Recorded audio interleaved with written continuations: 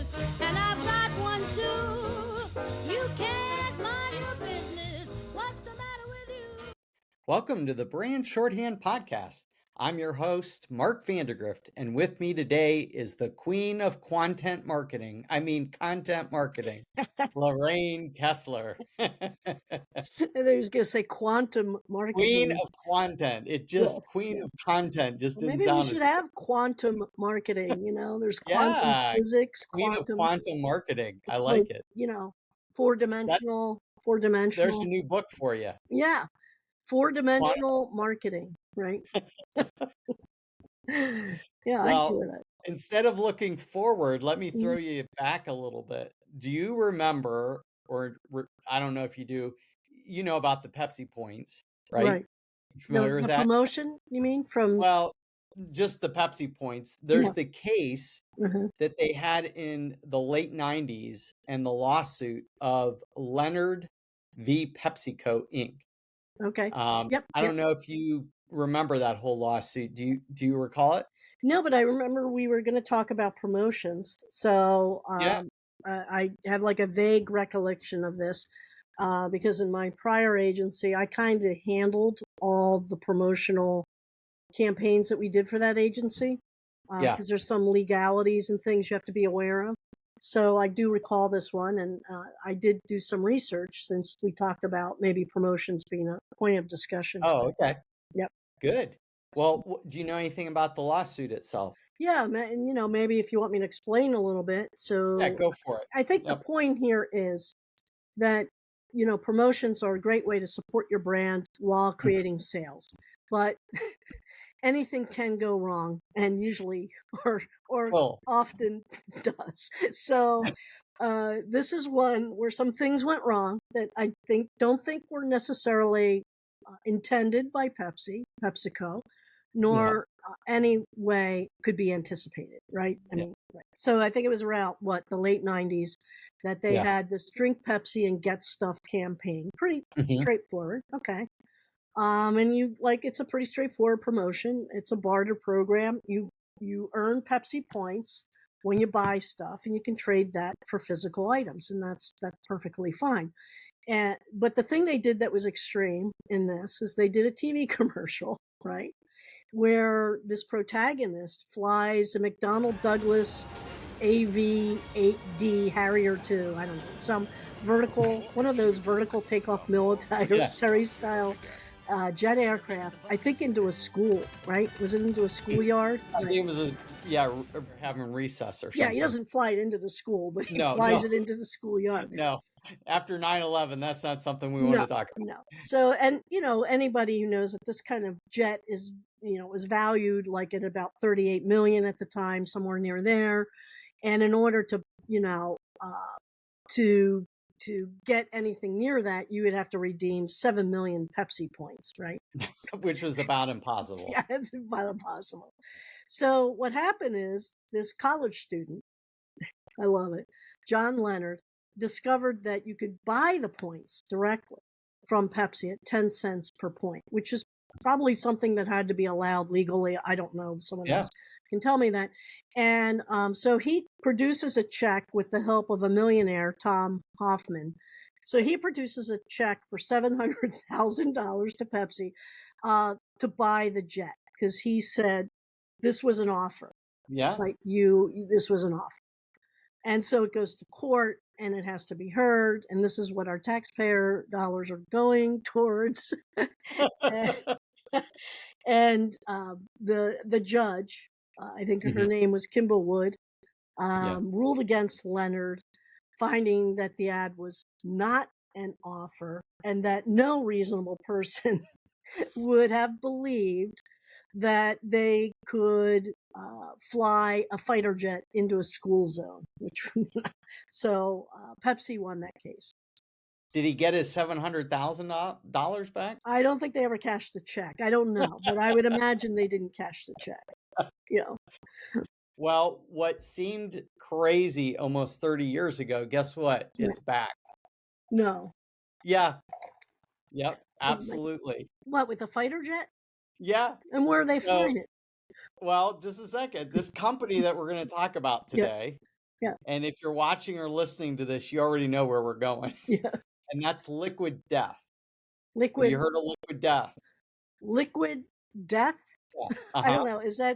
Is that a Dr. Kevorkian product or what? I'm here in Michigan. He's from Michigan, He right? is. Kevorkian. That was huge when I was at Hillsdale College, which is in Michigan. So Yeah. I remembered Kevorkian. Yeah. Let's not go there. And That's a Joe whole Fiegler, I think, is the lawyer, right? The Fiegler law yeah, firm, who's now yeah. the official sponsor of the Tigers. Yes. Yeah. Oh my. We always show our age, Lorraine. Yeah.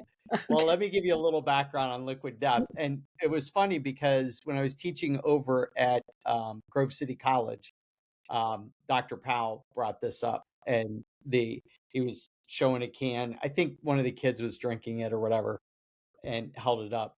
A little background on them: the actual company name is Supplying Oh,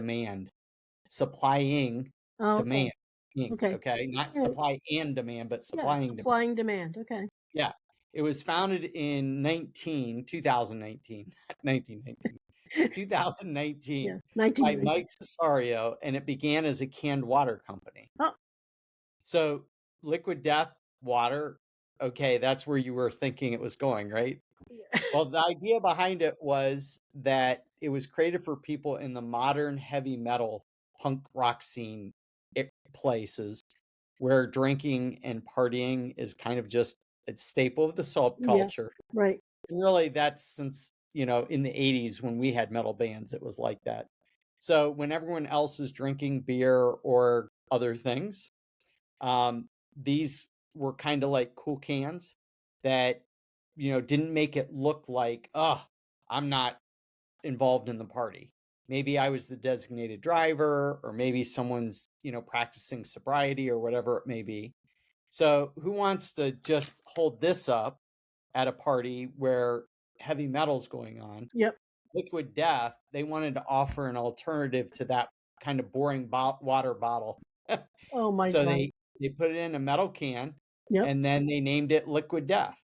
Well, And that's definitely going to grab some headlines, right? yeah, yep. So you don't want to look at the guy, be the guy at the party that's standing at the bar drinking water. And they just went ahead and branded it with this heavy metal feeling. Yep. And that's been a reflection of what all of their creative, insane marketing campaigns have been. I think probably I haven't seen this crazy of marketing in terms of its insanity since Red Bull got a man to jump to Earth from outer space. And Oh, just in the last 5 years, they've come out with a whole slew of different flavors, from like basic sparkling water to actual flavors. And they're all named after heavy metal punk rock branding. So here's a few of them: yeah. Bury It Alive, spelled Berry, not Bury It Yeah. Alive. But Barry. Yeah, Bury It Alive. And Rest in Peach. Well, you gotta The- give them. If we were going to go back to our cult branding, right? Maybe fun yeah, applies better than joy in this, yeah. and you certainly can't blame them for trying to differentiate. I was thinking not only of Kevorkian, but can't say that name. What is it? Kevorkian. Kevorkian. Yeah. But there's another. There was a couple of murder trials recently where people were poisoned by putting Visine in water. Oh, I yeah. didn't know you could kill somebody that way.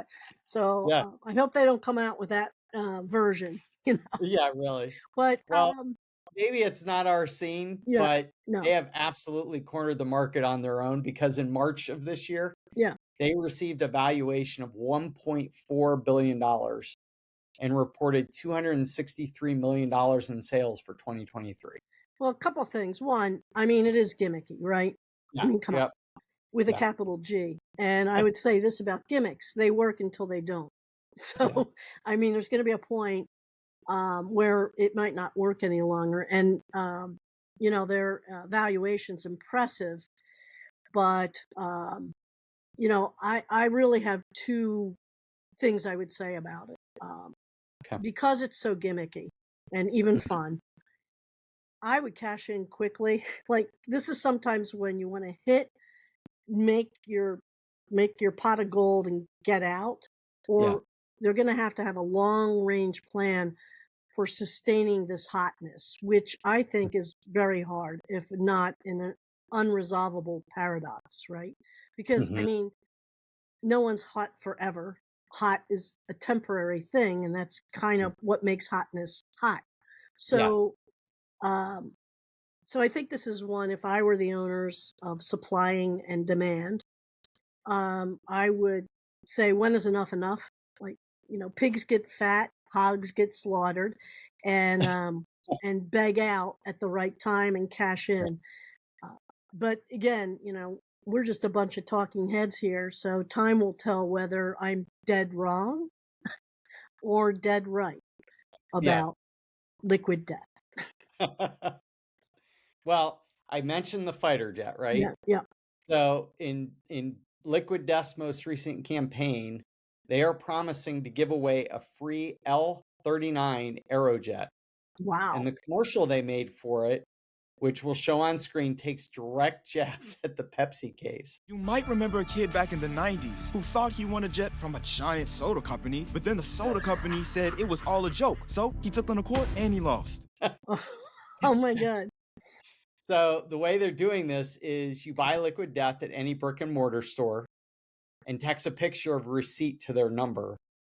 And then each individual can that you buy counts as one entry. And you can have up to 400 entries. Wow.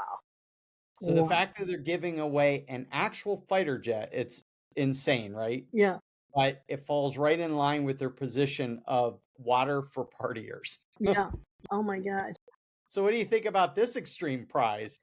Well, I mean, I guess it's attention getting. It's Yeah. funny that it ties back to the Pepsi thing and eh, campaign, and I don't know. I would like to see who the pilot is of this death jet. Yeah.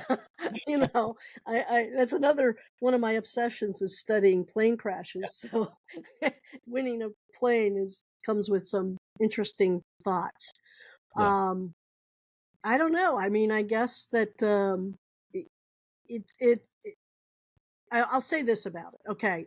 Um, while it does harken back to the Pepsi campaign, it does sound like this is a little different. Is this a Mhm. sweepstakes? It's a Yes. giveaway? It's still a Yep. sweep? It's a Okay. sweepstakes. Yep. Well, legally, just so people know listening, legally, a sweepstakes can't involve three things. It can involve consideration, which is purchase, chance, and prize. Otherwise, it's a lottery. And other than state lotteries, those are illegal. So somehow they have to, you said you have to have 400. You can have up to 400 entries. Yeah. And they're based on purchases. Uh, yeah, that's what it says, but I'm sure there's a way around that They because you have to have can't you have to be purchase. able to enter without making a purchase. Yes. And now I will say that because otherwise it's not a legal sweepstakes. You can have Right. consideration and purchase as one of those. So it has to be chance and prize. Yeah. But having said that, most people think that if I haven't bought something, somehow if I've entered any other Yeah. way, it's not counted, which it has to Right. be legally, Yeah. but anything could go wrong in a promotion. Anyway, that's just a little technicality on sweepstakes. Yeah. It's an interesting thing. I don't know what giving a jet away and tying it to Pepsi has to do with liquid death, though. Well, it's the extreme nature of it, Yeah, right? So Liquid Death is literally about extremes. I think what we would say in our ways to differentiate it would be all about hotness. yeah, And at some point, probably that's going to wear out because I don't know that the you have that initial impact of liquid death, right? yeah, You're like, oh my goodness, that's kind of extreme. But like most things, the rubber band never goes back to the same size. Isn't that yeah. the rule that It's we Steve's talk about? favorite thing he talks Yeah. about. Yeah, So, eventually people are going to hear liquid death. They'll be like, yeah, and they'll have to get to something more extreme. right. And then who knows? Maybe they're giving away a trip to the moon by that point. Who Well, knows? the great advertiser Bill Bernbach, who was really a god of our industry, Mhm. to use that with a lower G, Yeah. always said that getting attention is the first necessary step to Yeah. differentiation. So you have to get attention. And this is Mhm. certainly in a way. He also said that word of mouth is the best media of all, best marketing of all. So they're doing a really good job by being extreme and having these extreme circumstances kind of Mhm. generate the buzz and just what you're talking about now. Yeah. So that's good for them. Well, let's go back to Pepsi because hmm they haven't had just one issue with the Pepsi points. They keep trying. Are you familiar with Pepsi number fever? Again, this is something that Denver, our producer, brought to my attention. He said, "Hey, you might want to look into this since you're doing Yeah. a thing on promotions." And so this was the riot-producing promotion, right? That was Yep. not the intention. And by the way, No. I am drinking Diet Pepsi. That was not the intention, but that is certainly one of the results of this campaign. So again, it's kind of fun to go over this one. Yeah. So Denver did provide me some background on this. So I'll ask the indulgence of our listeners and viewers. So apparently, I'm going to read this. Apparently, in 1992 in the Philippines, right, Pepsi printed numbers ranging from 001 to 999 inside the caps of its products. And it wasn't just Pepsi, but it was the PepsiCo lineup, which included Pepsi Cola, 7 Up, Mountain Dew, and one called Mirinda, which I never heard of before. Thank you, Denver. A Spanish fruit flavored soda. So, Mhm. and here's something that's really cool about this promotion is that it had this constancy, right? Because a winning number would be announced every night on the evening news. I mean, that's genius. That's just Yeah. genius. And the prizes were supposed to be between 100 pesos to a million pesos, which, at the time of this, and this was like 1992, was more than 600 times the average monthly salary in the Philippines. So quite a bit of money. Mhm. And it was effective as heck. I mean, sales climbed to 4 million. In fact, it was so successful that Pepsi said, "Hey, let's continue this for 5 years," which is what they did. 5 weeks, which is what they did. And this is where things went wildly wrong, right? 800,000 times wrong. Because in May 25th, 1992, the winning grand prize number was 349. Okay. But because of the extension, Pepsi accidentally printed 800,000 caps with the winning number. So just think about 800,000 winners, Oh my gosh. right? I mean, the value is 800 billion pesos, which is 32 billion in US. You could be like, you could, you could be Elon Musk, right? So, Yeah. and then Pepsi said, no, we're going to recall this promotion. And they offered the winners the 800,000, like 500 pesos for each one instead of the $1 million peso prize. So, or whatever $1 million prize per winner. And that resulted in protests, boycotts. There were people overturning trucks. There was conspiracy theories. There were death threats. And not funny, there were actually the death of 5 civilians through this because it became so fraught with violence and just upset. So, and of course, Pepsi was then sued, and they Mhm. had a total of 5,200 criminal complaints, many near 700 civil lawsuits. And this is what I can't believe. So I'm going to go back to the conspiracy theory part of this Okay. because Pepsi fought the lawsuits saying it was a machine error and they were not liable. Well, who would be liable? The Like, machine. the machine. So AI. Yeah. So AI in 1992. and the court cases lasted until 2006, until finally the Philippine Supreme Court ruled that Pepsi was not liable. Now, that sounds fishy to me. I don't know Yeah. about to you. I don't know who's on the Supreme Court. I don't know what they walked away with, Yeah. but I think it's probably more than the $183 per person that Pepsi paid some. Hmm. So I'd like to know who's Yeah. on that Supreme Court and where they live now. Yeah, Well, crazy. the promotion itself was pretty basic at the time. Hmm. But I think the end results will put it in the Advertising Hall of Fame as well Yeah. as the Bad PR Hall of Fame. Yeah. I don't think I could name another ad or promotional campaign that had real world consequences to this degree. I mean, think about it. Give me a sense on your part if Well, you've in ever terms of seen something. scope, and they're Yeah, really lucky it was the Philippines, right? And they yeah. didn't do this worldwide or even just in the US because it would have been so much worse. But one that I just enjoy reading, well, there was a documentary on this, and a lot of people might remember this, but there was the McDonald's very Mhm, popular Monopoly promotions, which have gone on for years and in fact have continued even after this lawsuit. mhm. But they started in 1987 and then they were rolled out internationally, this Monopoly promotion. And it had many different theme names over the years. There was the Monopoly Millionaire Game, the Monopoly Money Monopoly, etc. So, and each year prizes and kind of what was being done changed. But the basic thing was it looked like a Monopoly board. You remember that. And they Oh had yeah, the little guy who looks like my husband, the community yep. chest guy. So he says, John gets older. I say, you're looking a lot like that community chest guy.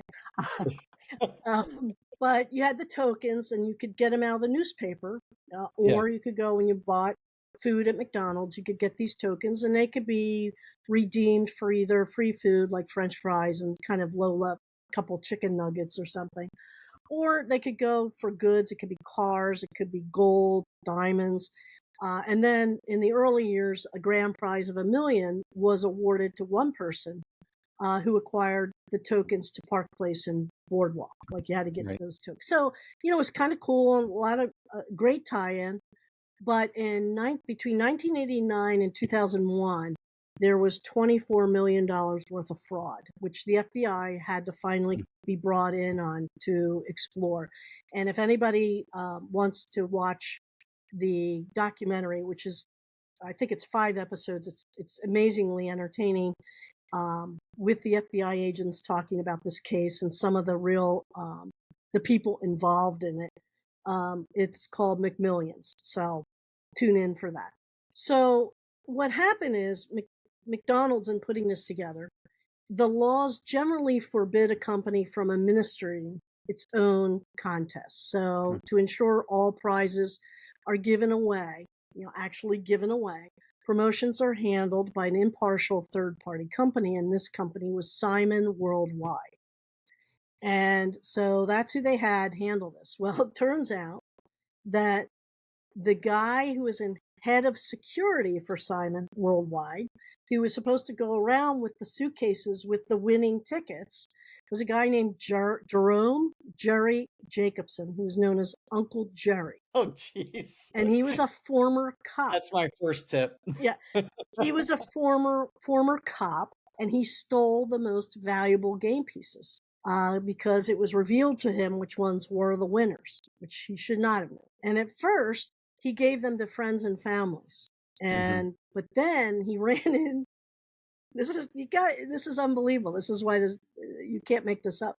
He ran in on a flight in Atlanta. He ran into a guy named Gennaro Jerry Colombo. Yes, part of the Colombo crime family, although real low down.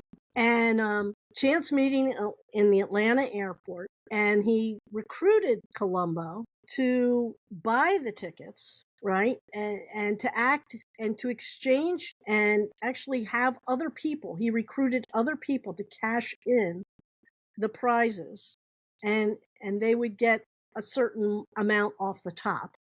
And then Gennaro and Uncle Jerry, or Colombo and Uncle Jerry, would keep the rest, right? So that's the scam that was going on. So this thing got wider and wider because they started realizing a lot of family related to this Colombo were winning these prizes all the time.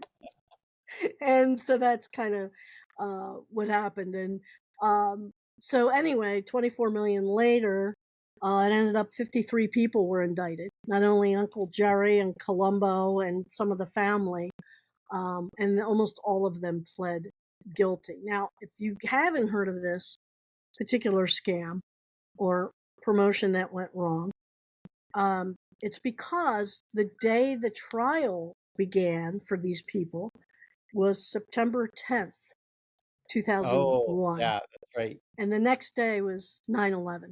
So, Yeah. and I'm sure McDonald's was like, but no, it was not at the great expense of many lives. So I don't need Yeah. to make fun about that or light about it. But Right. it's a pretty fun one to check out. That's good. Cool. Well, on the positive side of things, Hmm. let's go back to Liquid Death. Yep. They ran one promotion where they auctioned off on eBay, of all places, ad space on the tops and bottoms of their packaging on 500,000 cases of Liquid Death, claiming that it will reach more people than the Super Bowl. And Coinbase ended up winning the auction for $500,000, $500,114.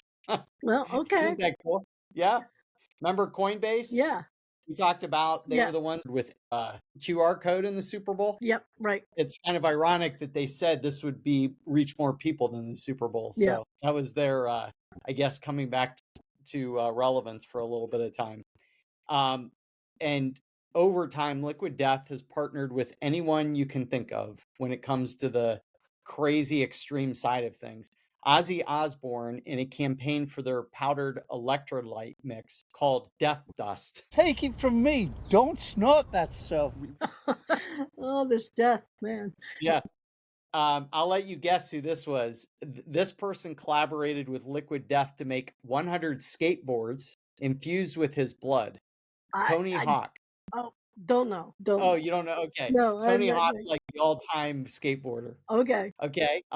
Martha Stewart Oh. helped them make candles in the shape of severed hands. All to sell water, right? Yeah, all because it's, water. And I guess the markup in water must be really good. But if you look at any number of Liquid Death promotions, even just their basic advertisements, they're weird, creative, insane. You and I would probably say they're borderline offensive. Well, I would. I don't know if you would. But they seem to be working well for the brand. The reason why I think it works so well is there are some good ideas here, right? They're doing the right personalities with the right people. Here you go. Drink this. See?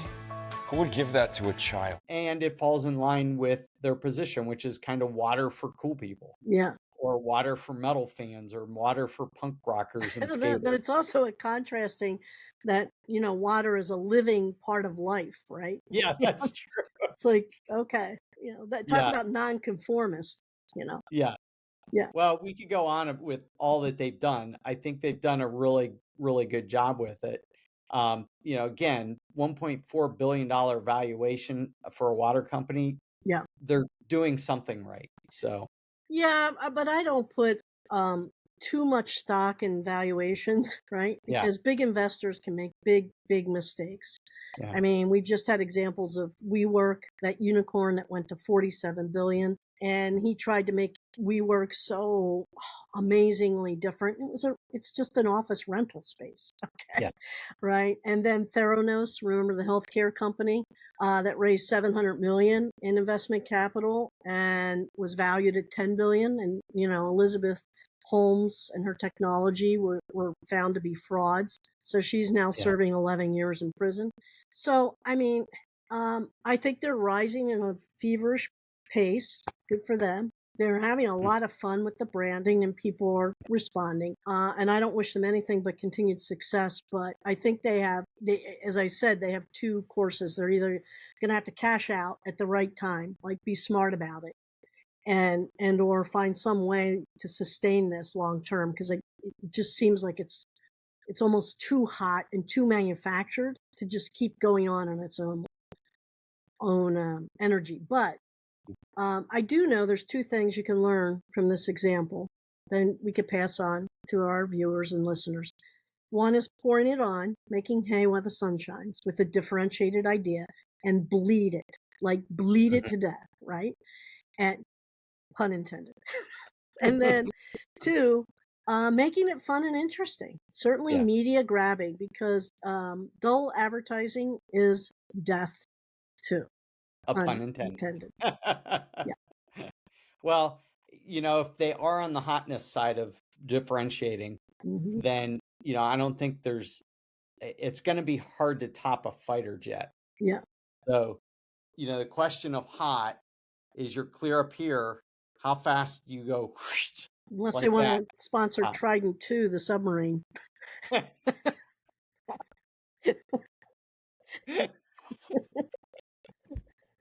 Okay, Lorraine, that might be too edgy for I don't think for all the listeners that actually picked up on that. Well, I guess strange gets press, right? That's And press creates word of mouth. Press, right? So, anyhow, well, Lorraine, I think we should just end it right there. Yes. That's a good way I to. hope Denver keeps at it. I think that's a good way to kill our podcast today. That's right. Thank you for all those who joined us today. And if you haven't liked, shared, subscribed, or told your friends about the Brand Shorthand podcast, please do. Yep. And until next time, have an amazing day. Monday. Ain't nobody's business but my own.